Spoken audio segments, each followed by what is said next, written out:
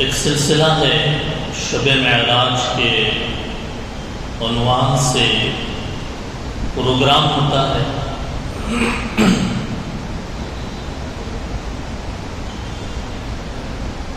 معراج النبی صلی اللہ علیہ وسلم ایک ایسا جامع عنوان ہے، یہ ایک ایسا موضوع ہے، آدھے ایک گھنٹہ کافی نہیں ہے اس کو بیان کرنے کے لیے۔ سیرت کی کتابیں بھری پڑی ہیں، بخاری، مسلم، صحاح ستہ کتابوں کے اندر تفصیلی کلام کیا گیا ہے معراج کے عنوان پر۔ کچھ باتیں وہ ہیں جو آپ نے معراج کی رات میں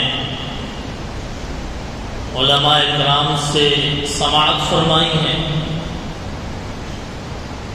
اور اللہ تعالیٰ کا شکر ہے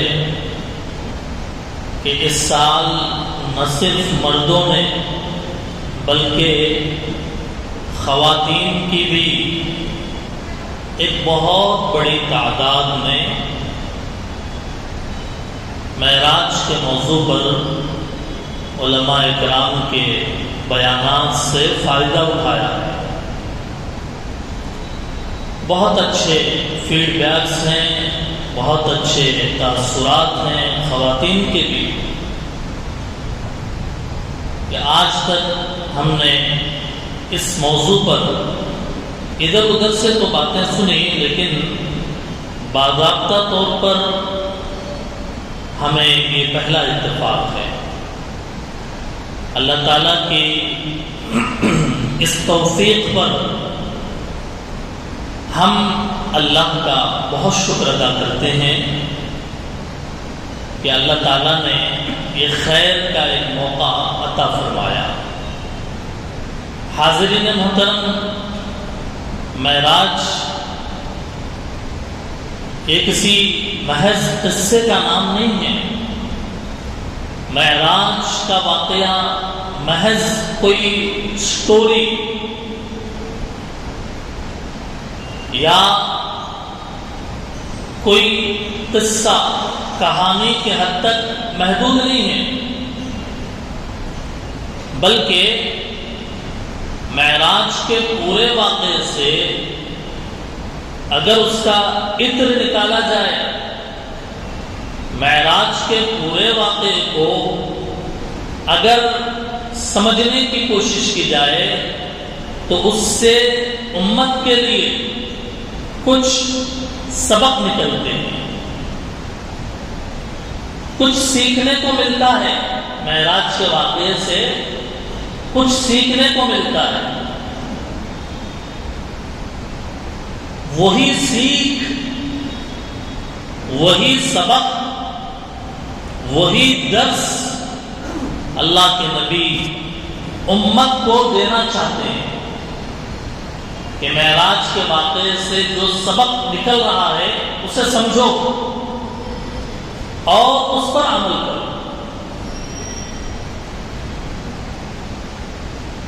تبھی معراج کا صحیح معنی میں احترام بھی ہوگا، اس کی قدردانی بھی ہوگی۔ اسی لیے آج کے جمعے میں ہم نے جو عنوان طے کیا کہ جمعے کا اسپیچ، خطاب، خطبہ جس عنوان پر ہوگا وہ عنوان ہے کہ ہمیں معراج کے واقعے سے کیا سبق ملتا ہے۔ یہ آج کے بیان کا عنوان ہے کہ ہمیں معراج کے واقعے سے کیا سبق ملتا ہے۔ دعا فرمائیں کہ اللہ تعالیٰ ہمیں، مجھے حق بات کہنے کی اور ہم سب کو صحیح معنی میں سننے اور سمجھ کر عمل کرنے کی توفیق عطا فرمائے۔ حاضرین محترم، معراج نبی کا ہوا۔ ہمارے نبی، اللہ کے نبی، تاجدار بطحہ، آقائے مدنی، آمنہ کے لال، عبداللہ کے رخت جگر گوشہ آمنہ، حضرت محمد مصطفیٰ صلی اللہ علیہ وسلم کو اللہ تعالیٰ نے ایک رات میں عشاء کی نماز کے بعد سے فجر کی نماز سے پہلے تک ایک رات میں مکے سے ملک شام، فلسطین، مسجد اقصیٰ کا سفر کرایا۔ مسجد اقصیٰ میں آپ نے انبیاء کی امامت فرمائی۔ نماز پڑھانے کے بعد آپ صلی اللہ علیہ وسلم کو کے پاس جنت کی سیڑھی لائی گئی۔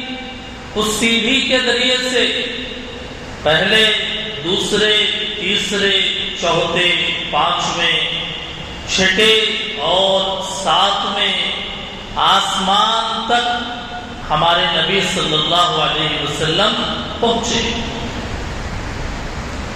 ہر آسمان پر انبیاء اکرام سے ملاقات کی۔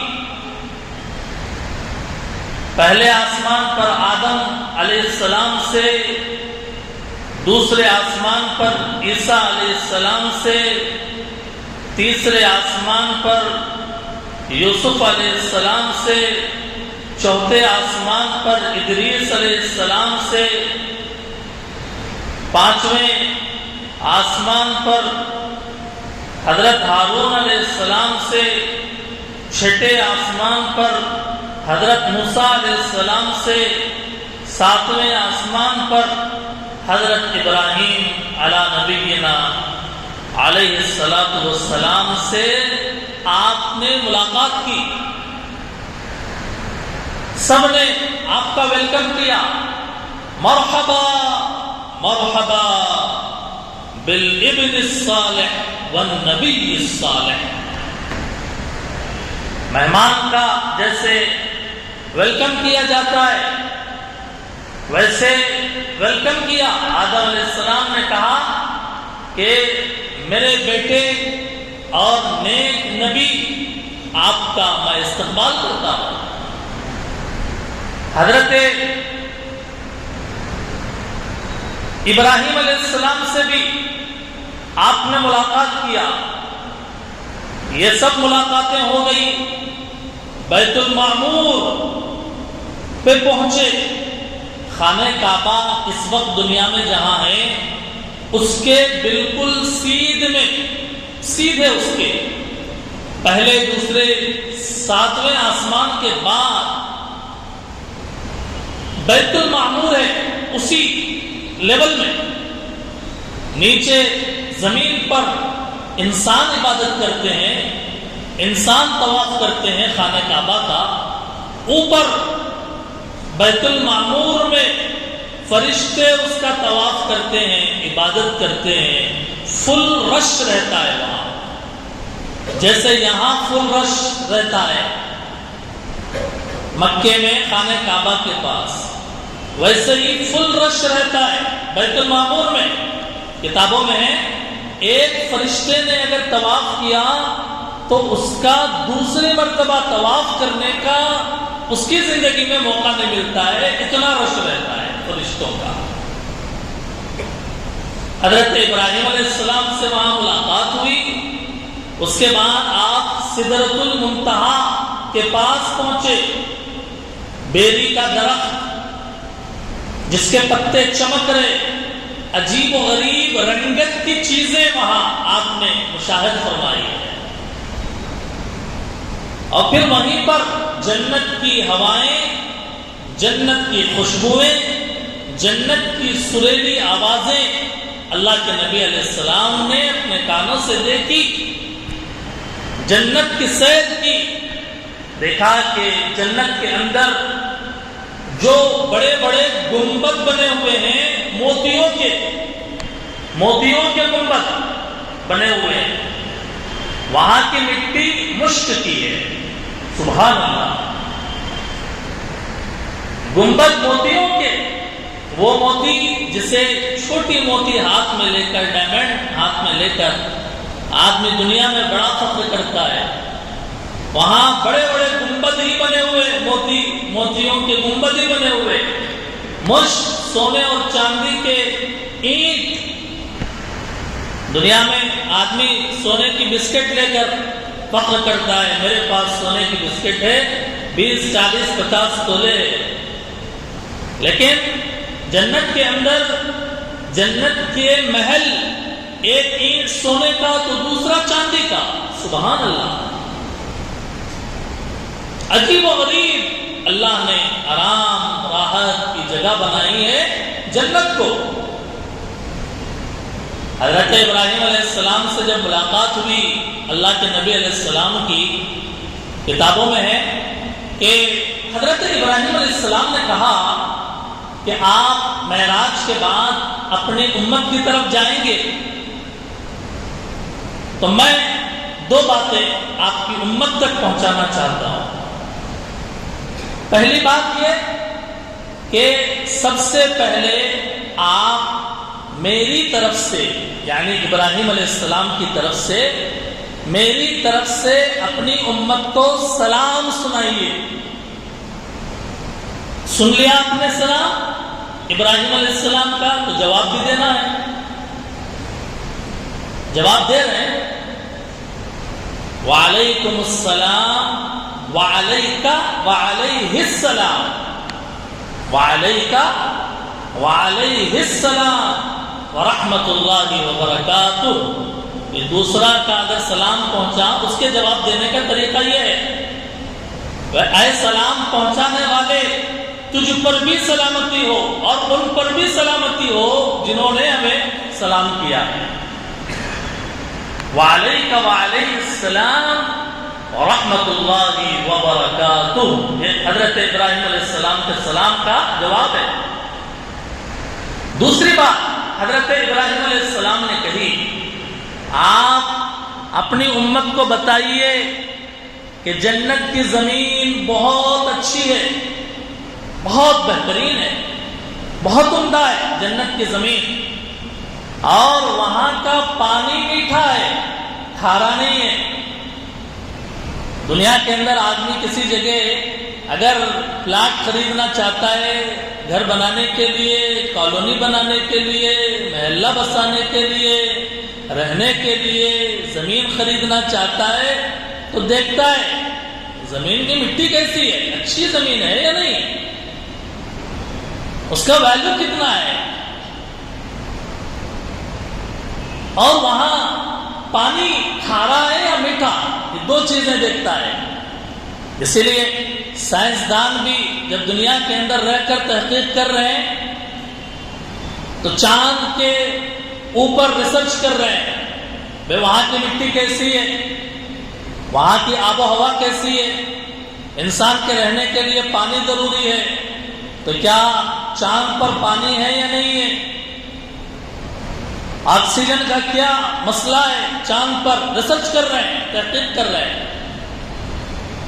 زمین پر انسان رہ سکتا ہے، زمین کے علاوہ وہ کون سا سیارہ، وہ کون سی جگہ ہے کہ جہاں پر انسانوں کی آبادی، ان کے محلے، کالونیاں بسانا ممکن ہے، تحقیق کر رہے ہیں سائنسدان۔ قربان جائیے سرکار مدینہ پر، ابراہیم علیہ السلام پر، کہ آپ نے پہلے ہی اشارہ کر دیا، بتا دیا کہ تم زمین پر رہ رہے ہو، دوسرے اگر کسی جگہ اگر تم کو آ کر رہنا ہے، میں پہلے ہی بتا رہا ہوں کہ جس کی زمین اچھی، وہاں کا پانی میٹھا، وہ جنت کی زمین ہے۔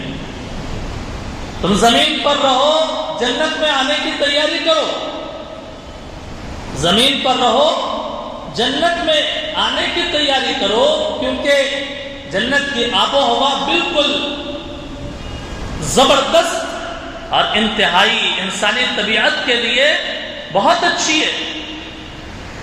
حضرت ابراہیم علیہ السلام نے کہا لیکن جنت کی زمین ایک چٹیل میدان کی طرح ہے، اب اس کے اندر درخت لگانے پڑیں گے، باغیچے اس کے اندر قائم کرنے پڑیں گے۔ ہر آدمی کی اپنی جنت، ہر آدمی کی اپنی جنت۔ جو پلاٹ ہے بالکل سپاٹ ہے، وہ اس کے اندر کوئی درخت نہیں ہے ابھی، اب اس کے اندر ہمیں جھاڑ لگانے ہیں، سبزہ لگانا ہے، اگانا ہے۔ تو کسی خالی زمین کے اوپر جا کر سبزہ لگائیں گے، کیسے لگائیں گے؟ کچھ نرسری سے کچھ جھاڑ اکٹھے کر لیں، جا کر وہاں لگائیں۔ تو کیا دنیا کے اندر رہتے ہوئے دنیا کی نرسری سے کچھ جھاڑ لے جا کر ہم جنت کی زمین میں لگا سکتے ہیں؟ ابراہیم علیہ السلام نے کہا کہ جنت میں اگر تمہیں سبزہ اگانا ہے، جنت میں اگر تمہیں عمارتیں قائم کرنا ہے، زمین پر رہ کر تم ایک مرتبہ اللہ کا نام لو، سبحان اللہ کہو، الحمدللہ کہو، لا الہ الا اللہ کہو، اللہ اکبر کہو۔ حدیث کی کتابیں بتاتی ہے ایک مرتبہ سبحان اللہ، اس کا بدلہ یہ ہے کہ تمہاری جنت میں تمہارے نام سے ایک درخت لگ جائے گا، چٹیل میدان۔ اب اس کے اندر اختیار، آپ کو اختیار، ہمیں اختیار، کتنے درخت لگانا ہے لگا لو، صبح و شام چلتے پھرتے، کوئی مشقت ہے اس کے اندر؟ کتنا آسان کر دیا اللہ تعالیٰ نے۔ دنیا کی زمین میں اگر جھاڑ لگانا ہے پہلے زمین کھودنا پڑے گا، ہاتھ گندے ہو جائیں گے، پھر خریدنا پڑے گا، پودوں کو، بیجوں کو زمین میں ڈالنا پڑے گا، پھر پانی دینا پڑے گا۔ اور جنت کے درخت وہاں کے سبزے کے لیے ہاتھ اٹھانے کی بھی ضرورت نہیں، ہاتھ باندھ کر زبان ہلاؤ، سبحان اللہ، الحمدللہ، اللہ اکبر، اللہ کا وعدہ ہے۔ رسول کی زبان سے سچی زبان کیا کسی کی ہو سکتی ہے؟ رسول کی زبان اور رسول کی بات سے سچی بات کسی کی ہو سکتی ہے؟ رسول نے کہا تم ذکر کرو، جنت میں تمہارے نام سے پودے، درخت، سبزے لگ جائیں گے۔ تہجد پڑھو، اشراق پڑھو، نوافل کا اہتمام کرو، تمہارے لیے بڑی بڑی عمارتیں وہاں پہ کھڑی کر دی جائیں گی۔ جیسے باہر کے ملک میں ایک آدمی نوجوان جا کر کماتا ہے، پیسے بھیجتا رہتا ہے، اپنے اکاؤنٹ میں ڈالتا رہتا ہے۔ اب یہاں اس کے والد یا اس کے کوئی بھائی پلاٹ خرید رہے ہیں اور گھر بنا رہے ہیں، جائیداد اکٹھی کر رہے ہیں، وہاں سے وہ پیسہ بھیج رہا ہے، یہاں پہ بسا رہے ہیں، سجا رہے ہیں۔ ایسے ہی دنیا میں ہم نیکیاں کر رہے ہیں، بھیج رہے ہیں، ہم نیکیاں، عبادتیں، اللہ کی فرما برداری بھیج رہے ہیں اللہ کے پاس۔ اللہ تعالیٰ اس کو جنت میں، جنت کے اندر اس کے محل بنا رہے ہیں، جنت کے اندر اس کے نہر بنا رہے ہیں، جنت کے اندر اس کا سبزہ اگا رہے ہیں۔ بات سمجھ میں آ رہی ہے؟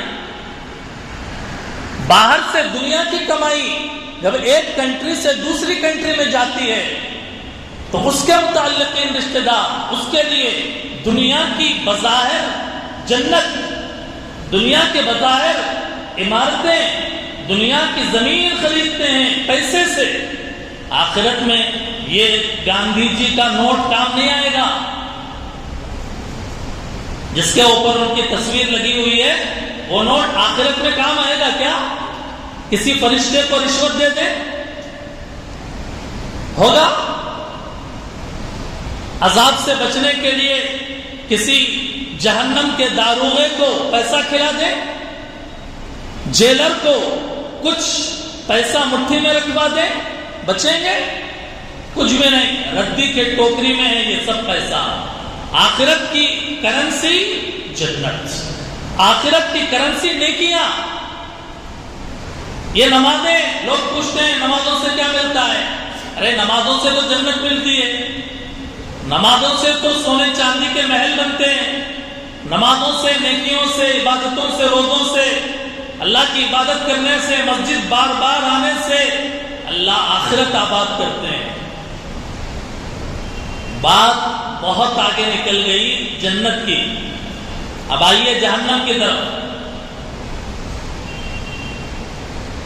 معراج کی رات میں اللہ کے نبی علیہ السلام نے حضرت ابراہیم علیہ السلام سے ملاقات کی. میں نے کہا کہ اس رات میں اللہ کے نبی علیہ السلام نے کچھ لوگوں کے حالات کا مشاہدہ کیا، دیکھا.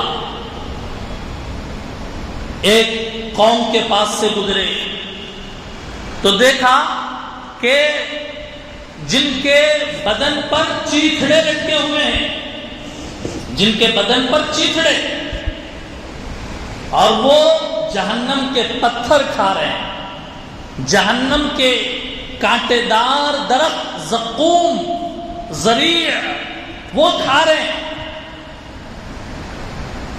اللہ کے نبی نے پوچھا یہ کون لوگ ہیں؟ جبرائیل علیہ السلام سے پوچھا. اب جبرائیل علیہ السلام نے کہا یہ حشر جہنم میں ان لوگوں کا ہوگا جو دنیا میں جن کو اللہ نے مال دیا اور انہوں نے اپنے مال کی زکوٰۃ نہیں نکالی. اگر زکوٰۃ نہیں نکالی، مال دیا اللہ نے، ہر سال حساب کر کے زکوٰۃ نہیں نکالی، تو ان کا یہ حشر ہوگا جہنم میں. فرمایا کہ ایک آدمی ہے جو جہنم میں، بلکہ پانی میں، بعض روایتوں میں خون میں تیر رہا ہے، پتھر کھا رہا ہے. اللہ کے نبی نے پوچھا یہ کون ہے؟ جبرائیل علیہ السلام نے کہا یہ آپ کے امت کا سود خور ہے، سود کھانے والا، وڈی دینے کھانے والا، انٹرسٹ پر پیسے کو بڑھانے والا. یہ ایک مستقل موضوع ہے. سود کی برائی کتنی ہے. اللہ نے کسی گناہ پر اتنی ناراضگی نہیں جتائی جتنی ناراضگی اللہ نے سود پر، وڈی پر، انٹرسٹ پر جتائی. آپ پڑھ لیجئے گا، میں آپ کو یہ مسئلہ آپ کے حوالے کرتا ہوں. سورہ بقرہ پارے 3، سورہ بقرہ ختم ہونے سے 2 رکوع پہلے والا رکوع آپ دیکھ لیجئے کہ جس کے اندر اللہ نے کہا سود کا معاملہ کرنے والے سے اللہ جنگ کا اعلان کرتے ہیں. زنا کرنے والے سے اللہ نے جنگ کا اعلان نہیں کیا، شراب پینے والے سے اللہ نے جنگ کا اعلان نہیں کیا، بدکاری کرنے والے سے اللہ نے جنگ کا اعلان نہیں کیا، کسی گناہ پر جنگ کا اعلان نہیں کیا. جنگ کا اعلان ایک گناہ پر کیا، وہ ہے سود. ایسے ہی ایک قوم کے پاس سے اللہ کے نبی علیہ السلام گزرے کہ جو بڑی بڑی گھٹریاں، لکڑی کے بڑے بڑے جو ہے بڑا بوجھ ان کے پاس پڑا ہوا ہے، وہ اس کو کاندھے پر رکھنے کی کوشش کرتے ہیں، گر جاتے ہیں، پھر رکھنے کی کوشش کرتے ہیں، پھر گر جاتے ہیں. جبرائیل علیہ السلام سے پوچھا یہ کون ہے؟ کہا یہ آپ کے امت کے وہ لوگ ہیں کہ جن کے اوپر امانتوں کا بوجھ تھا، جن کے پاس لوگوں کی امانتیں رکھوائی جاتی تھی اور وہ ان امانتوں کو ادا نہیں کرتے، لوگوں سے قرض لیتے، کھا جاتے، دینے کی کوئی فکر نہیں، لوگوں کا پیسہ امانتاً لیتے بطور قرض کے، بطور امانت کے، لیکن واپس نہیں کرتے، لوگوں کی امانتوں کا ان کے اوپر بوجھ ہے. یہ وہ لوگ ہیں. ایسے ہی ایک قوم کو دیکھا اللہ کے نبی علیہ السلام نے کہ کہ جو ایک جگہ بیٹھے ہوئے کھا رہے ہیں، کچھ کھا رہے ہیں، دیکھا کہ 2 ہانڈیاں ہیں، ایک بہت بڑی ہانڈی، اس کے اندر سے خوشبو، بہترین گوشت پک رہا ہے، مسالے دار بہترین گوشت، خوشبو آ رہی، دوسرے ہانڈی میں بدبودار گندا گوشت ہے۔ وہ لوگ اچھے مزے کے کھانے کو چھوڑ کر بدبودار گوشت، متعفن سڑے ہوئے گوشت کو کھا رہے ہیں۔ اللہ کے نبی نے جبرائیل علیہ السلام سے پوچھا یہ کون ہے؟ جبرائیل علیہ السلام نے بتایا یہ وہ لوگ ہیں دنیا میں جن کے پاس پاک حلال بیوی تھی، وہ اپنی خواہش، اپنے جسم کی ضرورت اپنے بیوی سے، پاک بیوی سے پورا کر سکتے تھے، لیکن انہوں نے اپنے پاک بیوی کو چھوڑ کر حرام عورتوں سے، غیر محرموں سے اپنے تعلقات بنائے اور اپنی ضرورت ان سے پوری کی، اچھا گوشت چھوڑا، اچھے گوشت کو کھانا چھوڑ دیا اور برے گندے بدبودار گوشت کو کھا رہے ہیں۔ میرے محترم بزرگوں، دیکھا آپ نے ایسے بھی ایک قوم کے پاس سے گزرے کہ جن کے زبانوں کو قینچیوں سے کاٹا جا رہا تھا، زبانوں کو قینچی سے کاٹا جا رہا، لوہے کہ قینچیوں سے کاٹا جا رہا۔ پوچھا کہ یہ کون ہے؟ جبرائیل علیہ السلام نے کہا یہ آپ کی امت کے وہ خطیب ہیں، وہ بیان کرنے والے کہ جو دوسروں کو تو اچھی بات بتاتے ہیں لیکن خود عمل نہیں کرتے۔ اللہ ہم سب کی حفاظت فرمائے۔ ہم جس کو بھی کوئی اچھی بات بتاتے ہیں، بیان کرنے کے لیے یا باتیں بتانے کے لیے ضروری نہیں ہے کہ بہت بڑے پلیٹ فارم پر ہم کھڑے ہو کر بات کریں۔ ہم گھر کے بڑے ہیں، اپنے چھوٹوں کو نصیحت کرتے ہیں۔ ہم خاندان کے بڑے ہیں، ہم اپنے ماتحتوں کو نصیحت دیتے ہیں۔ ہم سر ہیں، ہم ٹیچر ہیں۔ اللہ نے ہمیں ہمارے ماتحتوں میں کسی کو رکھا، ہم ان کو بات بتاتے ہیں۔ محلے میں، اڑوس پڑوس میں، لوگوں میں ہم بولتے ہیں لیکن خود عمل نہیں کرتے، ان کا حشر یہ ہوگا۔ اللہ ہم سب کی حفاظت فرمائے۔ ایسے ہی ایک قوم کے پاس سے اللہ کے نبی گزرے جن کے سروں کے اوپر پتھر مارے جا رہے ہیں، جن کے سروں کے اوپر پتھر مارے جا رہے ہیں۔ بڑا پتھر جب کسی سر پہ مارا جائے تو یہ قیمہ بن جاتا ہے۔ جیسے دیکھا ابھی یہاں بس اسٹینڈ سے پہلے جو ڈاؤن میں رات کے 10-11 بجے کے وقت میں میاں بیوی گاڑی پر جا رہے تھے، ایک ٹرک، ایک لاری ان کے اوپر یوں بیلنس اس کا آؤٹ ہوا، اس کے اوپر گر گئی، قیمہ بن گیا۔ دکان بند کر کے جا رہے تھے گھر آرام کرنے کے لیے، مقدر تھا۔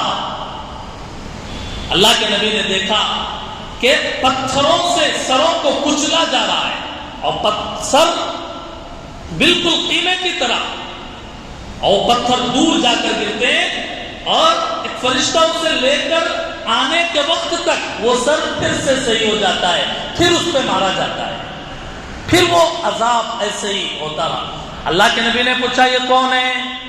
کہا یہ آپ کے امت کے وہ بے نمازی ہیں، وہ بے نمازی ہیں کہ جو اپنے سروں کو اللہ کے سامنے جھکانے سے کاہلی برتتے تھے، سجدہ کرنے سے بیزار تھے۔ مؤذن کی اذان آتی، آواز کانوں میں پڑتی، مکان میں، دکان میں، مارکیٹ میں، ادھر ادھر تھے، مؤذن کی اذان آواز آئی، حی علی الصلاۃ، حی علی الصلاۃ، لیکن انہوں نے سنی کو انسنی کر دیا اور نماز چھوڑ دی۔ بے نمازی کا انجام یہ، نماز میں کاہلی کرنے والے کا انجام یہ، فجر چھوڑنے والے کا، ظہر عصر مغرب عشاء چھوڑنے والے کا، فرض نماز چھوڑنے والے کا انجام یہ، تہجد پڑھیں یا نہ پڑھیں اختیار، اشراق چاش توابین پڑھیں یا نہ پڑھیں اختیار، لیکن فجر ظہر عصر مغرب عشاء جماعت سے پڑھنے کا اختیار نہیں ہے، بلکہ پڑھنا ضروری ہے، واجب ہے، اللہ کی طرف سے فرض ہے۔ نہیں پڑھے، نمازوں میں کوتاہی اگر کیے، معراج کی رات میں اللہ کے نبی نے دیکھا کہ بڑے بڑے پتھروں سے سر کو کچلا جا رہا ہے اور وہ قیمہ بن رہا ہے، نماز میں کاہلی کرنے والے لوگ ہیں۔ اسی لیے آقا مدنی نے کہا، بلال حبشی سے فرمایا کرتے تھے، اے بلال نماز کا انتظام کر کے مجھے راحت پہنچاؤ، اذان دے کر نماز قائم کر کے مجھے راحت پہنچاؤ، ارحنا یا بلال، ارحنا یا بلال، اے بلال مجھے راحت پہنچاؤ نماز کے ذریعے سے۔ اسی لیے کہا اللہ کے نبی علیہ السلام نے کہ میری آنکھ بے چین رہتی ہے، لیکن جب میں نماز پڑھتا ہوں میری آنکھوں کی ٹھنڈک نماز میں ہے، میری آنکھوں کی ٹھنڈک نماز میں ہے۔ جعلت قرۃ عینی فی الصلاۃ، میری آنکھوں کی ٹھنڈک نماز میں رکھی گئی ہے۔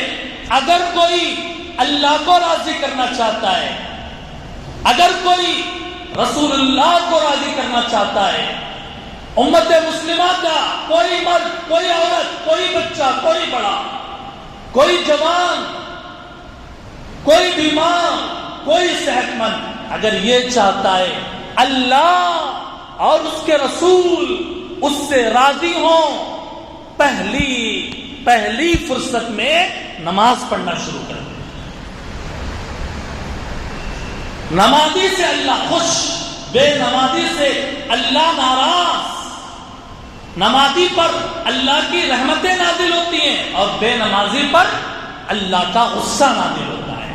اللہ کی مہربانی نمازی پر ہے، اسی لیے اگر لوگوں کو معلوم ہو جائے کہ جب مصلی سجدے میں سر رکھتا ہے اس پر اللہ کی کتنی رحمتیں اترتی ہیں، اگر کسی کو معلوم ہو جائے وہ کبھی سجدے سے سر اٹھائے نہیں، اپنا سر سجدے میں رکھے کہ اللہ کی رحمت برس رہی ہے۔ معراج کرنے کے لیے ہمارے نبی 7 آسمان کا سفر کیا اور امت کو بتایا کہ ایک معراج اللہ نے مجھے دی، دوسری معراج اللہ نے تمہیں دی، امت کو دی، مجھے دی، آپ کو دی، مردوں کو عورتوں کو دی۔ وہ ہے الصلاۃ معراج المؤمنین، نماز میں ایمان والوں کی معراج ہے۔ سرکار عرش پر جا کر اللہ سے آپ نے بات کیا، اللہ سے قریب ہوئے۔ انسان امتی مصلی بچھا کر جب نماز کے لیے کھڑا ہو گیا وہ اللہ سے ڈائریکٹ بات کر رہا ہے، اللہ سے ہم کلام ہے۔ وہ سرکار عرش پر جا کر اللہ کے بہت قریب گئے۔ بندہ جب سجدہ کرتا ہے اس کا سر ماتھا اللہ کے قدموں میں وہ رکھتا ہے۔ اتنی مناسبت ہے۔ آج امت نماز سے غافل ہے، اور اندازہ لگائیے کہ اگر اللہ تعالیٰ 50 نمازیں فرض رکھتے تو ہمارا کیا حشر ہوتا۔ یہاں 5 نمازیں، اس میں بھی ڈنڈی مار رہے ہیں، اس میں بھی کوتاہی برت رہے ہیں، اس میں بھی لاپرواہی برتی جا رہی ہے۔ اگر 50 نمازیں فرض ہوتی، دکان کب جاتے، مارکیٹ کب جاتے، زندگی کیسے گزارتے، اور 50 نمازیں کیسے پڑھتے؟ جمعے کے دن ایک کونے سے دوسرے کونے تک مصلی بھرے ہوئے۔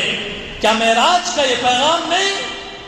کیا معراج کا یہ سبق نہیں کہ رسول اللہ نے فرمایا میری آنکھوں کی ٹھنڈک نماز میں ہے۔ میری امت اگر نماز سے غافل رہے گی تو کیسے ہوگا؟ اس لیے محترم بزرگوں، عزیزوں، دوستوں، غور کرنے کی ضرورت ہے۔ جذبات کی بات نہیں ہے۔ معراج ہر سال آتا ہے، ہم کیا سبق لیتے ہیں؟ آئیے آج ارادہ کریں، ہم غیبت چھوڑیں گے انشاءاللہ، ہم چغلی چھوڑیں گے انشاءاللہ۔ انشاءاللہ کی آواز اتنی دھیمی، ہم غیبت چھوڑیں گے انشاءاللہ، ہم نماز میں کوتاہی کرنا چھوڑیں گے انشاءاللہ، ہم سود لینا چھوڑیں گے انشاءاللہ۔ اللہ تعالی ہم سب کو معراج کا سبق حاصل کرنے کی اور اس پر عمل کرنے کی توفیق عطا فرمائے۔ وما علینا الا البلاغ وآخر دعوانا ان الحمد